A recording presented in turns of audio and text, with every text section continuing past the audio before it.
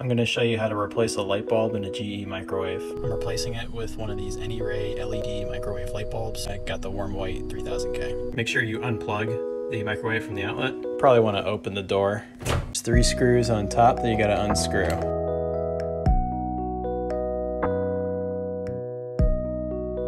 This vent thing will either come out, or if it doesn't, just slide it to the left and then pull, like that. Pull. So there's multiple compartments going on up here. You want this one on the right side. Lift this thing up. If it doesn't come up, use a flathead screwdriver and just pop it open. Take that out, and just pulls right out. There's where the bulb will go. That's where your old bulb should be. I've already unscrewed the old bulb. Here's the brand new LED bulb that I'm gonna screw into place.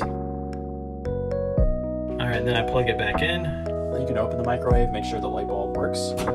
Looks good. And you just put everything back together.